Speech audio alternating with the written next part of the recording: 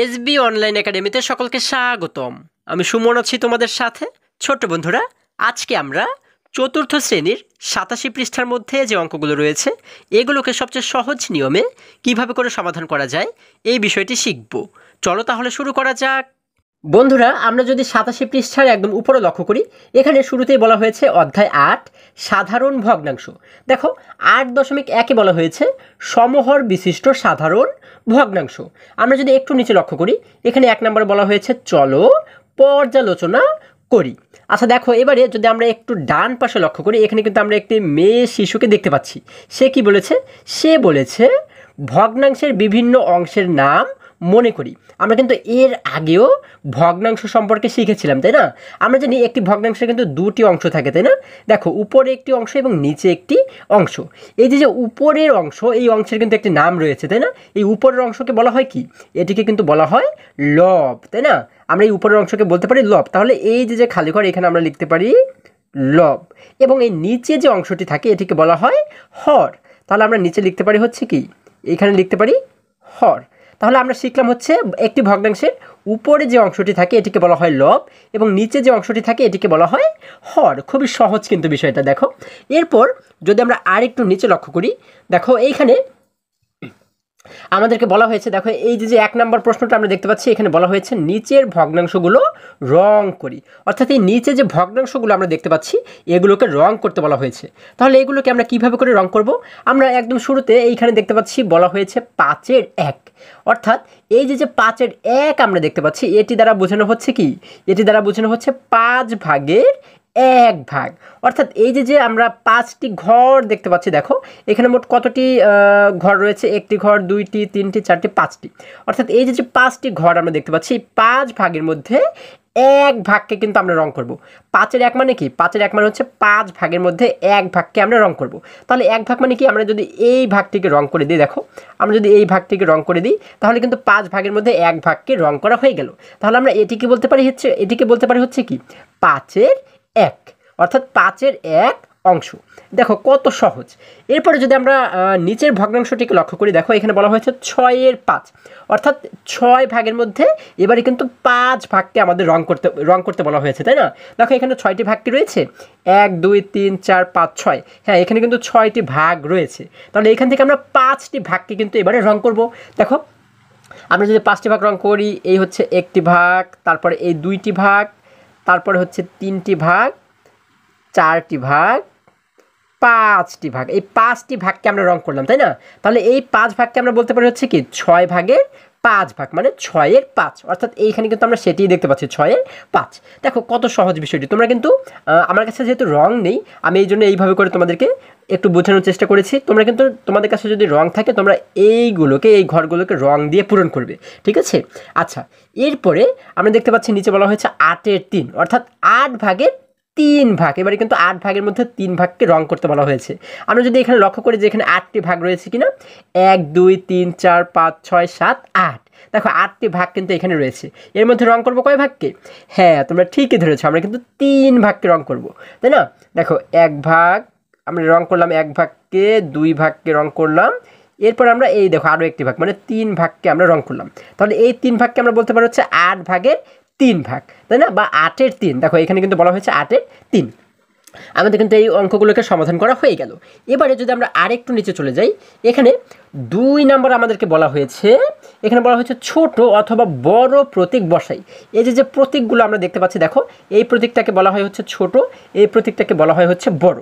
তাহলে এই নিচে যে খালি ঘরগুলো আমরা দেখতে পাচ্ছি, এই খালি ঘরে ছোট প্রতীক অথবা বড় প্রতীক আমাদের বসাতে বলা হয়েছে, তাই না? এখন এইখানে একটি বিষয় হচ্ছে, আমরা এই চিত্রটি অর্থাৎ এই যে প্রতীকটা আমরা দেখতে পাচ্ছি, এই প্রতীকগুলোকে কিন্তু আমরা অনেক সময় মিলিয়ে ফেলি যে আমরা কোনভাবে প্রতীকটাকে বসাবো। হ্যাঁ, দেখো এটিকে বোঝার জন্য আমি কিন্তু এর আগেও একটি সুন্দর টেকনিক তোমাদের সাথে শেয়ার করেছিলাম। আমরা যদি আবারও সেই টেকনিকটির কথা একটু মনে করার চেষ্টা করি, দেখো আমরা এই যে প্রতীকটি দেখতে পাচ্ছি, এই প্রতীকটা কিন্তু অনেকটা একটা মুখের মতো, তাই না? আমরা যদি মনে করি এটি একটি মুখ, দেখো আমরা মনে করি এটি একটি মুখ, যে কোনো কিছুর একটা মুখ। এই মুখটা কিন্তু এই দিকে হা করা, দেখো এই পাশে কিন্তু হা করা রয়েছে, তাই না? আবার এই মুখটা যদি আমরা উল্টো করে আমরা যদি অঙ্কন করি, তাহলে কিন্তু এই মুখটা এবারে এই পাশে হা করা রয়েছে, তাই না? তাহলে এই মুখটা যে পাশে হা করা থাকবে সেই পাশের সংখ্যাটি বড় হবে। দেখো এই মুখটি যেহেতু এই পাশে হা করে রয়েছে, তার মানে এই পাশের সংখ্যাটি বড় হবে, এই পাশের সংখ্যাটি ছোট হবে। আবার এই মুখটা যেহেতু এই পাশে হা করে রয়েছে, তার মানে এই সংখ্যাটি বড় হবে, এই পাশের সংখ্যাটি ছোট হবে। ঠিক আছে, তাহলে এই টেকনিকটি যদি আমরা মনে রাখি তাহলে কিন্তু খুবই সহজে এই অঙ্কগুলোকে আমরা সমাধান করতে পারবো। এখন যদি একটু সমাধানের জন্য চেষ্টা করি, দেখো আমরা দেখতে পাচ্ছি 1 নম্বরে বলা হয়েছে 4-এর 1 এবং আমরা মাঝখানে একটি খালি ঘর দেখতে পাচ্ছি, তারপরে বলা হয়েছে 4-এর 3। তাহলে এই দুটির মধ্যে কোনটি বড় আমরা কিভাবে করে যাচাই করতে পারি? দেখো এখানে বলা হয়েছে কি 4/1 এবং এখানে বলা হয়েছে 4/3। তাহলে 4/1 বড় না 4/3 বড়? অবশ্যই 4/3 বড়। তার মানে এই যে মুখটি আমরা দেখতে পাচ্ছি, এই মুখটিকে কিন্তু এই 4/3 দিকে কিন্তু হা করিয়ে রাখতে হবে, তাই না? কারণ ও যেহেতু বড়, তার মানে ওর দিকে কিন্তু এই মুখটাকে হা করাতে হবে, অর্থাৎ এইভাবে করে কিন্তু আমাদের এই মুখটাকে অঙ্কন করতে হবে। ঠিক আছে, এটি হচ্ছে কি সঠিক উত্তর। এবারে যদি আমরা একই রকমভাবে 2 নম্বর অঙ্কটিকে লক্ষ্য করি, এখানে বলা হয়েছে 5-এর 2, এরপরে একটি খালি ঘর দেখতে পাচ্ছি, এই পাশে বলা হয়েছে 5-এর 1, অর্থাৎ এই 5-এর 2 দ্বারা বোঝানো হয়েছে 5/2 এবং এখানে বলা হয়েছে 5/1। তাহলে 5/2 বড় না 5/1 বড়? অবশ্যই কিন্তু 5/2 বড়। তাহলে আমরা এবারে কী করব? আমরা এই মুখটাকে কার দিকে হা করিয়ে রাখবো? ওর দিকে কিন্তু হা করিয়ে রাখবো, তাই না? তার মানে আমরা কিন্তু এইভাবে করে এই মুখটাকে অঙ্কন করব, তাই না? আশা করি তোমরা খুব সহজেই এই বিষয়টি বুঝতে পেরেছো, খুবই মজার কিন্তু, তাই না? এবার দেখো 3 নম্বরে বলা হয়েছে 7/5 এবং এখানে বলা হয়েছে 7/4। তাহলে এই দুটির মধ্যে কে বড়? অবশ্যই 7/5 বড়, তাই না? তাহলে আমরা কি করব? এই মুখটিকে ওর দিকে হা করিয়ে রাখবো, আমরা এইভাবে করে কিন্তু এই মুখটাকে অঙ্কন করব। এরপর দেখো শেষের অঙ্কটা কিন্তু আমরা একটু অন্যরকম দেখতে পাচ্ছি, তাই না? তাহলে এই অঙ্কটা যদি আমরা লক্ষ্য করি, এখানে বলা হয়েছে 9/8 এবং এইখানে একটি খালি ঘর আমরা দেখতে পাচ্ছি এবং শেষে আমরা দেখতে পাচ্ছি শুধুমাত্র 1। তাহলে এই 1-এর কিন্তু উপরেও আমরা কিছু দেখতে পাচ্ছি না, নিচেও কিছু দেখতে পাচ্ছি না। তাহলে আমরা কিভাবে এটিকে সমাধান করতে পারি বা আমরা এটি দ্বারা কি বুঝতে পারি? বন্ধুরা সবসময় আমাদের মনে রাখতে হবে, যখন এই পাশে যখন আমরা একটি মাত্র সংখ্যা দেখব, সেই সংখ্যার নিচে আমরা মনে মনে একটি 1 ধরে নিব। ঠিক আছে, মনে মনে একটি 1 আমরা ধরে নিব। ঠিক আছে, যে কোনো সংখ্যার নিচে যদি কিছু না থাকে তাহলে আমরা ধরে নিব সেই সংখ্যার নিচে মনে মনে একটি 1 রয়েছে। ঠিক আছে, আচ্ছা তাহলে আমরা এবারে কি পাচ্ছি? এবারে পাচ্ছি 9/8 এবং এইখানে আমরা পাচ্ছি 1/1। তার মানে এখন এই দুটির মধ্যে কোনটি বড়? আমরা অনেক সময় কিন্তু এই বিষয়টিকে একটু গুলিয়ে ফেলি, আমরা কিন্তু একটু বুঝতেও আমাদের অনেক সময় অসুবিধা হয়। দেখো এখানে বলা হচ্ছে 9/8, অর্থাৎ আমরা যদি একটি বস্তুকে বা যে কোনো একটি, ধরো আমরা এটা ধরে নিচ্ছি, আমরা একটি কেক আমরা ধরে নিচ্ছি, হ্যাঁ আমরা ধরে নিচ্ছি এটি একটি কেক। এখন এই কেকটিকে যদি আমরা 9টি ভাগ করি, দেখো 1 ভাগ, 2 ভাগ, 3 ভাগ, 4 ভাগ, 5, 6, 7, 8, 9, এই দেখো এখানে 9টি ভাগ কিন্তু আমরা করেছি। এখন এখানে বলা হয়েছে কি 9 ভাগের মধ্যে 8 ভাগ, অর্থাৎ 9 ভাগের মধ্যে আমরা এই 8টি ভাগকে, ধরো আমরা এই 8 ভাগকে রং করলাম, হ্যাঁ তাহলে এই 8 ভাগকে কী বলা হয়? এই 8 ভাগকে কিন্তু বলা হয় হচ্ছে 9 ভাগের মধ্যে 8 ভাগ, তাই না? এখানে কিন্তু আরও 1 ভাগ বাকি রয়েছে, কিন্তু এইখানে কি বলা হয়েছে? এইখানে বলা হয়েছে কিন্তু 1/1 অর্থাৎ একই সমান যদি আরও একটি কেক আমরা নেই, দেখো আমরা যদি আরও একটি কেক একই সমান পরিমাণ নিই, এখন এই কেকটিকে বলা হয়েছে কি 1/1, মানে এটির কিন্তু আর কোনো ভাগ হয়নি, এটি কিন্তু 1 ভাগের মধ্যে 1 ভাগই রয়েছে, তাই না? 1/1 তাহলে এটিকে কিন্তু আমরা আরেকটি কথা বলতে পারি, সেটি হচ্ছে কি, সেটিকে কিন্তু বলতে পারি আমরা সম্পূর্ণ অংশ, অর্থাৎ 1/1 কিন্তু আমরা সম্পূর্ণ অংশকে বলতে পারি, কারণ এটিকে কিন্তু আর কোনো ভাগ করা হয়নি, তাই না? এখানে কিন্তু আমরা এটিকে দেখতে পাচ্ছি 9/8 এবং এটিকে আমরা দেখতে পাচ্ছি 1/1। তাহলে এই দুটির মধ্যে বড় কে? নিশ্চয়ই এটি কিন্তু বড়, কারণ এটি কিন্তু কোনো ভাগ হয়নি, 1/1 কিন্তু এটি, তাই না? এটিকে কিন্তু কোনো ভাগ করা হয়নি, তার মানে এই দুটির মধ্যে কিন্তু এই 1/1 বড়, তাই না? তাহলে আমরা কার দিকে হা করে রাখবো? ওর দিকে হা করিয়ে রাখবো এই মুখটাকে। তাহলে আমরা এই মুখটাকে এইভাবে করে অঙ্কন করবো, তাই না? দেখো আমরা কত সহজে এই অঙ্কগুলোকে সমাধান করে ফেললাম। এবারে যদি আমরা আরেকটু নিচে চলে যাই, এখানে 3 নম্বর বলা হয়েছে হিসাব করি। দেখো এখানে কিন্তু আমরা কিছু ভগ্নাংশের যোগ এবং কিছু ভগ্নাংশের বিয়োগ অঙ্ক দেখতে পাচ্ছি। তাহলে চলো আমরা এখান থেকে কিছু যোগ এবং কিছু বিয়োগ অঙ্ক একটু সমাধান করার চেষ্টা করি। বন্ধুরা আমরা যদি 3-এর 1 নম্বরে লক্ষ্য করি, এখানে বলা হয়েছে 3-এর 1 যোগ 3-এর 1। আমরা এটিকে যদি একটু সমাধান করার চেষ্টা করি, দেখো আমরা এই অঙ্কগুলোর ক্ষেত্রে শুরুতেই একটি সমান সমান চিহ্ন দিব, একটি সমান চিহ্ন দিয়ে তারপরে একটি দাগ দেব এইভাবে করে। দেখো এরপরে যে কাজটি করবো সেটি হচ্ছে, এই যে নিচে আমরা যে হর দুটি দেখতে পাচ্ছি, দেখো এখানে রয়েছে 3, এখানেও রয়েছে 3, এই দুটি সংখ্যার লসাগু আমরা নির্ণয় করব। ঠিক আছে, দুটি সংখ্যার লসাগু নির্ণয় করে কিন্তু আমরা এইখানে লিখে দেব। আচ্ছা দেখো এখানে দেখতে পাচ্ছি 3, এখানেও দেখতে পাচ্ছি 3, এই দুটি সংখ্যা যেহেতু একই রকম, অর্থাৎ আমাদের এখানে মনে রাখতে হবে যদি দুই পাশে একই রকম সংখ্যা থাকে তাহলে কিন্তু লসাগু ঠিক সেই একই সংখ্যাটি হবে। অর্থাৎ এখানেও রয়েছে 3, এখানেও রয়েছে 3, তার মানে এই 3 এবং 3-এর লসাগু কিন্তু তিনই হবে। ঠিক ঠিক আছে, আমরা এখানে লিখে দিলাম 3। তোমরা কিন্তু আলাদা জায়গাতে চাইলে লসাগু নির্ণয় করেও দেখতে পারো। আমরা কিন্তু এর আগের অধ্যায়ে শিখেছি যে কীভাবে করে লসাগু নির্ণয় করতে হয়, তাই না? আচ্ছা, আমরা 3 এবং 3 এর লসাগু পাচ্ছি 3। এবারে যে কাজটি করব, এই 3-এর সঙ্গে আমরা নিচের সংখ্যাকে ভাগ করব এবং উপরের সংখ্যাকে গুণ করব। ঠিক আছে, আবারও বোঝার চেষ্টা করো। আমরা এবারে এই 3 দ্বারা নিচের সংখ্যাকে ভাগ করব এবং উপরের সংখ্যাকে গুণ করব। আচ্ছা দেখো, 3 দ্বারা 3কে যদি আমরা ভাগ করি, কয়বার ভাগ করা যায়? আমরা জানি 3 একে 3, অর্থাৎ একবার ভাগ করা যায়, তাই না? তাহলে এই যে 1 পাচ্ছি, 1-এর সঙ্গে উপরের 1কে আমরা গুণ করে দেব। ঠিক আছে, তাহলে 1 এবং 1কে গুণ করলে হয় 1 একে 1। আমরা এখানে লিখে দেব 1। আচ্ছা, আমাদের কিন্তু এতটুকুর কাজ শেষ। এবারে এখানে মাঝখানে আমরা দেখতে পাচ্ছি যোগ রয়েছে, আমরা লিখে দেব যোগ। এরপর এটিকেও কিন্তু আমরা ঠিক একই রকমভাবে সমাধান করব। আমরা এই 3 দ্বারা নিচের 3কে আমরা ভাগ করব এবং উপরের সংখ্যাকে আমরা গুণ করব, তাই না? তাহলে 3 দ্বারা 3কে যদি ভাগ করি, কয়বার ভাগ করা যায়? আমরা জানি 3 একে 3, অর্থাৎ একবার ভাগ করা যায়। এই যে 1 পাচ্ছি, 1-এর সঙ্গে উপরের 1কে আমরা গুণ করে দেবো। তাহলে 1 এবং 1কে গুণ করলে হয় 1 একে 1। আমরা এখানে লিখে দেব 1। আচ্ছা, তাহলে আমরা কিন্তু দেখো এই লাইনের কাজ আমাদের শেষ। এবার আমরা নিচের লাইনে চলে যাব। আমরা নিচের লাইনে একটা সমান চিহ্ন দিয়ে আমরা এখানে নিচে দেখতে পাচ্ছি যেহেতু 3, এই 3কে কিন্তু আমরা নিচে 3-এর জায়গাতেই রেখে দেব এবং উপরে আমাদের বলা হয়েছে 1 যোগ 1, অর্থাৎ 1-এর সঙ্গে 1কে যোগ করলে হয় 2, তাই না? 1 এবং 1 মিলে হয়ে যায় কিন্তু 2। তাহলে আমরা এখানে পাচ্ছি 3-এর 2। এবারে আমরা যে কাজটি করব সেটি হচ্ছে, এখন আমরা দেখব যে এমন কোনো সংখ্যা রয়েছে কিনা যে সংখ্যা দ্বারা 2কেও আমরা ভাগ করতে পারবো এবং 3কেও ভাগ করতে পারবো। মানে একই সংখ্যা দ্বারা আমাদের এই দুটিকেই ভাগ করতে হবে। এমন কি কোনো সংখ্যা রয়েছে যে সংখ্যা দ্বারা আমরা এই দুটিকেই ভাগ করতে পারি? বন্ধুরা, এমন কিন্তু কোনো সংখ্যা নেই। যদি থাকতো তাহলে কিন্তু আমরা এখানে ভাগ করতাম। ঠিক আছে, যেহেতু এমন কোনো সংখ্যা নেই, যার কারণে কিন্তু এটিকেই আমরা উত্তর হিসেবে ধরে নিতে পারি। আমরা উত্তর দিয়ে লিখে দেবো কি? আমরা উত্তর দিয়ে লিখে দেবো 3-এর 2। আশা করি সকলেই তোমরা খুবই সহজে এই বিষয়টি বুঝতে পেরেছো। এবার একই রকমভাবে যদি আমরা 3 নম্বর অঙ্কটিকে একটু সমাধান করার চেষ্টা করি, এখানে 3 নম্বরে বলা হয়েছে 6-এর 5 যোগ 6-এর 1। আমরা এটিকে কিভাবে সমাধান করবো? আমরা শুরুতে একটি সমান চিহ্ন দিব, তারপরে একটি দাগ দিয়ে এবার আমরা ঠিক আগের অঙ্কের মতোই দেখো এখানে নিচে দেখতে পাচ্ছি 6, এখানেও দেখতে পাচ্ছি 6, অর্থাৎ এই দুটি 6-এর লসাগু আমরা নির্ণয় করব। আমরা যেহেতু দেখতে পাচ্ছি দুই পাশে একই সংখ্যা রয়েছে, তার মানে 6 এবং 6-এর লসাগু কিন্তু 6ই হবে, তাই না? কারণ আমরা জানি একই সংখ্যা যদি থাকে তাহলে কিন্তু লসাগু সেই সংখ্যাটিই হয়। আচ্ছা, যেহেতু আমরা 6 পাচ্ছি, এবারে আমরা এই 6 দ্বারা এই 6কে আমরা ভাগ করব এবং উপরের 5কে গুণ করব। আবারও বোঝার চেষ্টা করো, আমরা এই 6-এর সঙ্গে নিচের সংখ্যাকে ভাগ করব এবং উপরের সংখ্যাকে গুণ করব। তাহলে 6 দ্বারা 6কে ভাগ করলে কয়বার ভাগ যায়? আমরা জানি 6 একে 6, অর্থাৎ একবার ভাগ যায়। এই যে 1 পাচ্ছি, 1-এর সঙ্গে উপরের 5কে আমরা গুণ করে দেব। তাহলে 1 এবং 5কে গুণ করলে হয় 5 একে 5। আমরা এইখানে লিখে দেবো হচ্ছে 5, তাই না? আচ্ছা দেখো, আমরা এখানে কিন্তু লিখে দেব 5। আমরা লিখে দিলাম 5। এবারে মাঝখানে দেখতে পাচ্ছি রয়েছে যোগ, আমরা যোগটাকে একই রকমভাবে রেখে দিলাম। এবার একই রকমভাবে আমরা 6 দ্বারা নিচের সংখ্যাকে ভাগ করব, উপরের সংখ্যাকে গুণ করব। 6 দ্বারা 6কে ভাগ করলে হয় 6 একে 6, অর্থাৎ আমরা পাই 1। এই 1-এর সঙ্গে যদি উপরের 1কে আমরা গুণ করে দিই, 1 এবং 1 মিলে হয়ে যায় 1 একে 1। আমরা এখানে লিখে দিলাম 1। আমাদের কিন্তু এই লাইনের কাজ শেষ। এবার নিচের লাইনে এসে আমরা কি করব? একটি দাগ দিয়ে এই নিচে যেহেতু রয়েছে 6, আমরা 6কে একই রকমভাবে রেখে দেবো। উপরে বলা হয়েছে 5 যোগ 1, অর্থাৎ 5-এর সঙ্গে যদি 1কে যোগ করে দিই, 5 এবং 1 মিলে হয়ে যায় 6। আমরা উপরে লিখে দিলাম 6। এখন দেখো, আমরা উপরেও পাচ্ছি 6, নিচেও পাচ্ছি 6। এবার আমরা দেখবো যে এমন কোনো সংখ্যা রয়েছে কিনা যে সংখ্যা দ্বারা আমরা উপরের সংখ্যাকেও কাটতে পারবো, আবার নিচের সংখ্যাটিকেও কাটতে পারবো। এমন কি কোনো সংখ্যা রয়েছে? হ্যাঁ বন্ধুরা, এমন কিন্তু অনেক সংখ্যা রয়েছে। যেমন এমন কিন্তু রয়েছে 2 দ্বারা আমরা 6কেও কাটতে পারবো, এই 6কেও কাটতে পারবো।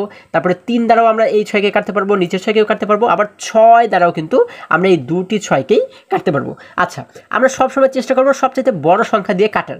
যদি বড় সংখ্যা দিয়ে আমরা কাটি তাহলে কিন্তু খুব সহজে আমাদের কাটাকাটিটা হয়ে যাবে। ঠিক আছে? আচ্ছা, আমরা যেহেতু সবচেয়ে বড় 6 দ্বারা কাটতে পারবো, যার কারণে আমরা যদি দেখো 6 দ্বারা যদি এই 6কে কাটি, কয়বার কাটা যাবে? মানে কয়বার ভাগ করা যাবে? আমরা জানি 6 একে 6, অর্থাৎ 6 দ্বারা 6কে ভাগ করলে একবার কিন্তু ভাগ করা যাবে। আমরা পাবো হচ্ছে 1, তাই না? আমরা এখানে লিখে দিলাম 1। আবার নিচের 6কেও যদি 6 দ্বারা ভাগ করি, আমাদের কিন্তু একই সংখ্যা দ্বারাই দুটিকে ভাগ করতে হবে। আচ্ছা, নিচের 6কে যদি 6 দ্বারা ভাগ করি, কয়বার ভাগ করা যাবে? আমরা জানি 6 একে 6, অর্থাৎ একবার ভাগ করা যাবে। আমরা এখানে লিখে দিলাম 1। তাহলে আমরা এখানে পাচ্ছি 1-এর 1। তাহলে আমরা নিচে এবারে সমান সমান চিহ্ন দিয়ে আমরা কি লিখতে পারি? আমরা কিন্তু শুধুমাত্র 1 লিখে দিতে পারি। কারণ হচ্ছে কি? কারণ হচ্ছে যে কোনো ভগ্নাংশের নিচে যদি 1 থাকে, দেখো নিচে কিন্তু আমরা এখানে 1 পাচ্ছি, নিচে যদি 1 থাকে তাহলে সেই 1টাকে কখনোই লিখতে হয় না। ঠিক আছে, এই যে আমরা এখানে 1 লিখলাম, এই 1-এর অর্থ নিচে একটি 1 রয়েছে। ঠিক আছে, যে কোনো একটি সংখ্যা যদি আমরা এইভাবে করে দেখি, তার মানে আমরা বুঝতে পারবো কি সেই সংখ্যার নিচে একটি 1 রয়েছে। ঠিক আছে, যার কারণে নিচের এই 1টিকে লিখতে হয় না। তাহলে আমরা এখানে শুধুমাত্র 1 লিখে দেবো। এটি হচ্ছে কি আমাদের উত্তর। আশা করি সকলেই তোমরা বুঝতে পেরেছো। এবার যদি আমরা এখান থেকে আরও কিছু অঙ্ক একটু সমাধান করার চেষ্টা করি, দেখো বন্ধুরা আমরা কিন্তু নিচের সারিতে দেখো কিছু বিয়োগ অঙ্ক দেখতে পাচ্ছি, তাই না? কিছু ভগ্নাংশের বিয়োগ দেখতে পাচ্ছি। আচ্ছা, তাহলে এইখান থেকে যদি আমরা কিছু অঙ্ক সমাধান করি, দেখো বিয়োগ অঙ্কের ক্ষেত্রে আমরা 1 নম্বরে যেটি দেখতে পাচ্ছি, এখানে বলা হয়েছে 3-এর 2 বিয়োগ 3-এর 1। আচ্ছা দেখো, আমাদের যোগ থাকুক আর বিয়োগ থাকুক, আমরা কিন্তু ঠিক একই রকম নিয়মেই সমাধান করব। ঠিক আছে, আমরা শুরুতে একটি সমান চিহ্ন দিব, এরপর ঠিক আগের অঙ্কের মতো আমরা এরকম একটি দাগ দিব। এবারে নিচে যেহেতু দেখতে পাচ্ছি এখানে রয়েছে 3, এখানেও রয়েছে 3, এই দুটি 3-এর যদি আমরা লসাগু বের করি, আমরা জানি একই সংখ্যা থাকলে লসাগু কিন্তু ঠিক সেই একই সংখ্যাটিই হয়। যেহেতু দুই পাশে 3 রয়েছে, তার মানে লসাগু হবে 3, আমরা লিখে দিলাম 3। এবারে এই 3-এর সঙ্গে আমরা নিচের সংখ্যাকে ভাগ করব, উপরের সংখ্যাকে গুণ করব, তাই না? তাহলে 3-এর সঙ্গে যদি নিচের এই 3কে ভাগ করি, কয়বার ভাগ করা যাবে? আমরা জানি 3 1 এ 3, অর্থাৎ 3 দ্বারা 3কে ভাগ করলে আমরা পাবো হচ্ছে 1, তাই না? এই যে 1 পাচ্ছি, 1-এর সঙ্গে উপরের 2কে যদি গুণ করে দিই, তাহলে 1 এবং 2 মিলে হয়ে যায় 2 1 এ 2, আমরা এইখানে কিন্তু লিখে দেব 2।